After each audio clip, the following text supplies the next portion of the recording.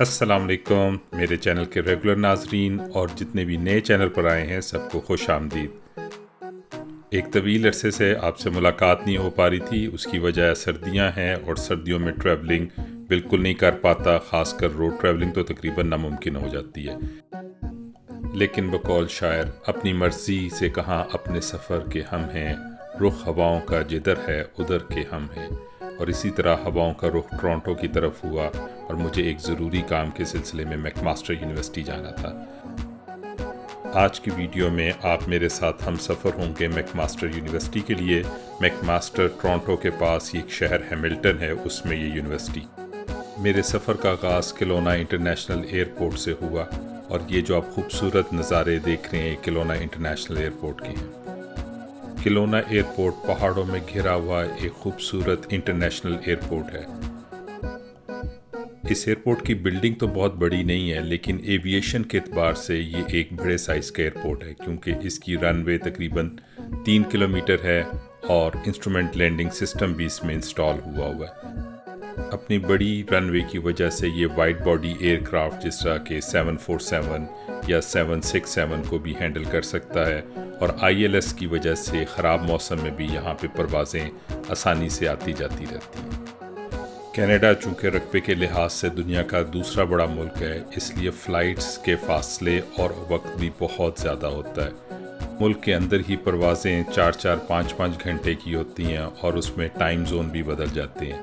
میری پرواز ٹورنٹو کے لیے تقریباً 4.5 گھنٹے کی تھی اور ٹورنٹو اور کیلونا میں 3 گھنٹے کا ٹائم زون کا بھی فرق ہے۔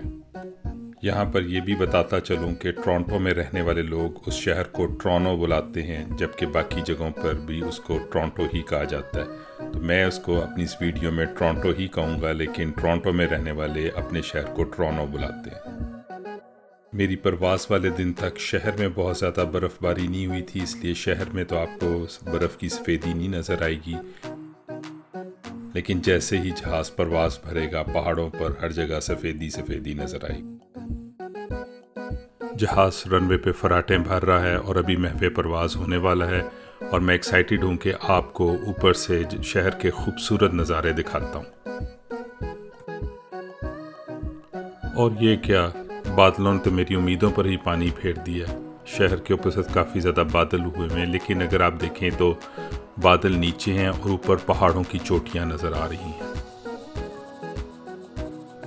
اس پرواز میں میرا پسندیدہ حصہ ابتدائی حصہ ہے، جس میں جہاز برٹش کولمبیا کے علاقے سے گزر رہا ہوتا ہے، کیونکہ نیچے دیکھیں تو ہر طرف برف پوش پہاڑ اور چوٹیاں نظر آ رہی ہوتی ہیں۔ میری یہ پرواز تقریباً 4.5 گھنٹے کی تھی، لیکن ٹائم ڈفرنس کی وجہ سے جس وقت جہاز ٹورنٹو ایئرپورٹ پر لینڈ کرنے لگا تو رات ہو چکی ہوئی تھی، لیکن اس کے باوجود نیچے پورا شہر سفید برف کی چادر اوڑھے ہوئے انتہائی خوبصورت منظر پیش کر رہا تھا۔ پائلٹ نے جہاز کمال مہارت سے اسموتھ لینڈنگ کرائی۔ جیسے ہی جہاز ٹچ ڈاؤن ہوا ہر طرف جہاز ہی جہاز کھڑے نظر آ رہے تھے۔ کیلونا کے ایک چھوٹے ایئرپورٹ سے جیسے ہی پیئرسن جیسے بڑے ایئرپورٹ پر لینڈ کریں تو خاصا اوور ویلمنگ ایکسپیرینس ہوتا ہے کہ 4.5 گھنٹے کی ڈومیسٹک فلائٹ لے کے جسے ہی ٹورنٹو ایئرپورٹ پر اتریں تو ایسے لگتا ہے کہ ایک ڈومیسٹک سفر نہیں کیا بلکہ انٹرنیشنل سفر کیا۔ خوبصورت ایئرپورٹ کی راہداریوں سے گزرتے ہوئے اپنا سامان اکٹھا کیا اور ہوٹل کی طرف روانہ ہو گیا۔ نہیں جی، ہوٹل پہنچ چکا ہوں، آئیے آپ کو ایک کمرے کا کوئک ٹور دیتا ہوں۔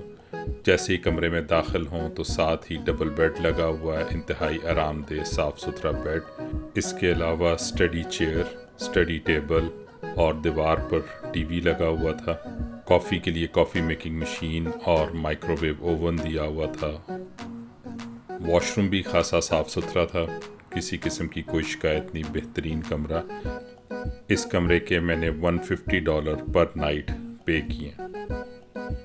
اس کمرے میں اب رات گزارتے ہیں اور صبح آپ کو میک ماسٹر یونیورسٹی کی سیر پر لے کے چلتا ہوں۔ آج میرا ہیملٹن میں دوسرا دن ہے اور اس وقت میں میک ماسٹر یونیورسٹی کے کیمپس میں آیا ہوں۔ ابھی آپ کو کیمپس کی سیر بھی کراتا ہوں اور اس کے بارے میں مزید معلومات بھی دیتا ہوں۔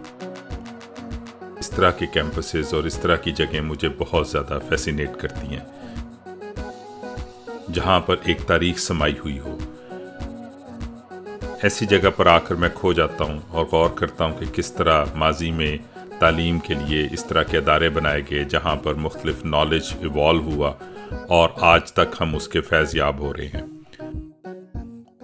نالج ہم تک ایک دم نہیں پہنچتا، ایک تاریخ ہوتی ہے جو آہستہ آہستہ ایوالو ہوتی ہے۔ اس طرح کے ادارے دنیا میں ہر جگہ پر پائے جاتے ہیں، چاہے وہ مغربی دنیا ہو یا مشرقی دنیا۔ تو میک ماسٹر یونیورسٹی بھی ایک ہسٹوریکل جگہ ہے، اس کی ہسٹری کے بارے میں آپ کو مزید بتاتا ہوں۔ یہ جو آپ سامنے بلڈنگز دیکھ رہے ہیں یہ اسٹوڈنٹ ہاؤسنگ ہے۔ میک ماسٹر یونیورسٹی کینیڈا کا ایک شاندار تعلیمی ادارہ ہے۔ یہ یونیورسٹی اونٹیریو کے شہر ہیملٹن میں ہے اور اپنے اعلیٰ تعلیمی معیار اور تحقیق اور خوبصورت کیمپس کی وجہ سے بہت زیادہ مشہور ہے۔ میک ماسٹر یونیورسٹی کی بنیاد 1887 میں رکھی گئی تھی اور ابتداء میں یہ ٹورانٹو میں قائم کی گئی تھی، لیکن 1930 میں اس کو ہیملٹن میں منتقل کر دیا۔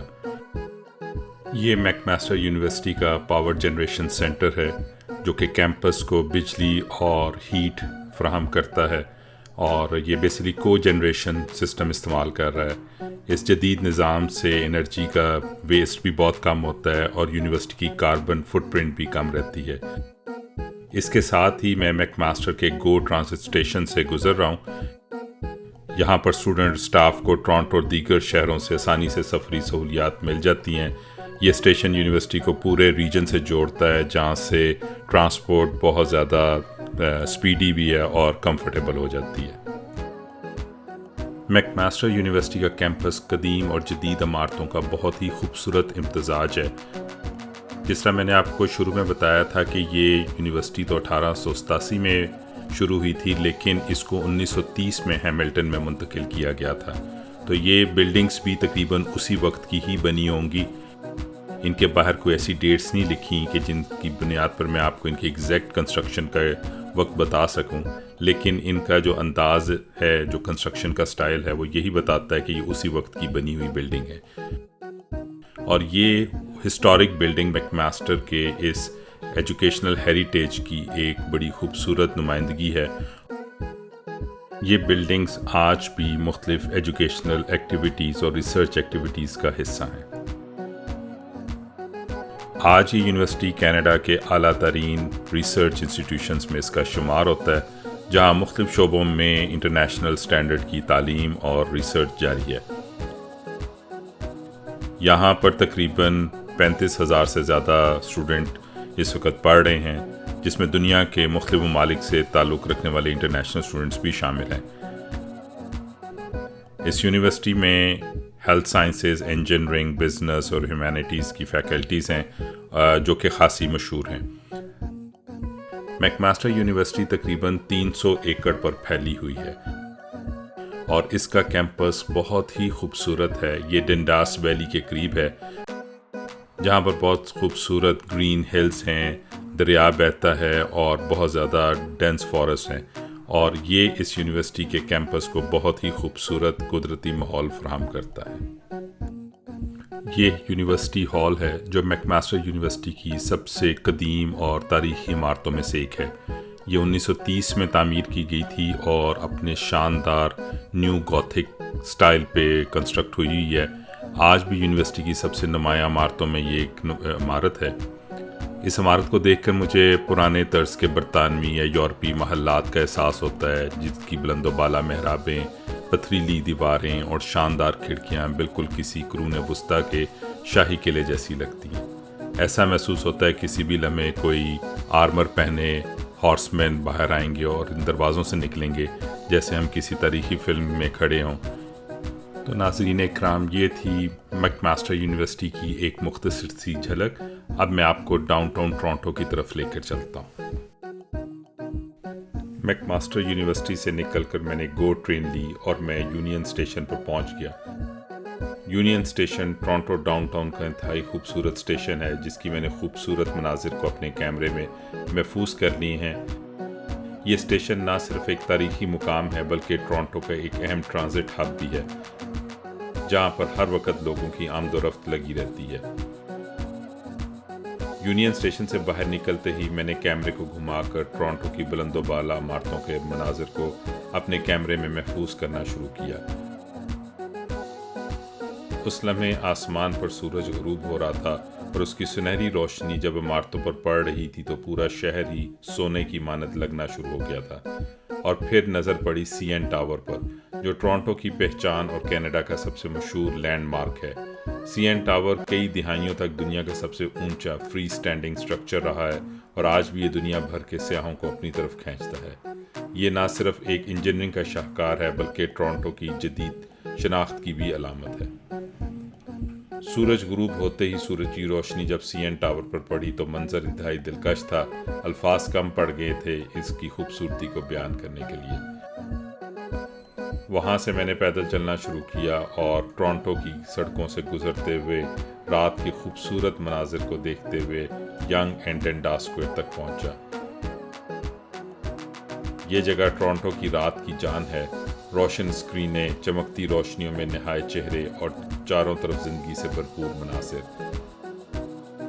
यहाँ का माहौल एक अलग ही जोश और तवानाई से भरपूर होता है, जैसे कोई मेला लगा हो। डंडास स्क्वायर से मैं आहिस्ता आहिस्ता शहर की जगमगाती गलियों में चलता रहा। रास्ते में कहीं कैफ़े की खिड़कियों से रोशनी आ रही थी और कहीं मुख्तलिफ आर्टिस्ट अपने फ़न का मुजाहरा कर रहे थे। टोरंटो की यही बात दिल को छू जाती है। ये शहर रात में जागता है, सांस लेता है और हर लम्हा जीता है। और अब मैं पहुंच चुका हूं अपने सफ़र के इख्तिताम पर, टोरंटो के मशहूर आइस स्केटिंग रिंक पर। यहाँ की चमकती बर्फ़, खुशबाश चेहरे और पस मंज़र में चलती मौसीकी एक मंज़र पेश करती है जिसे भुलाना मुश्किल है।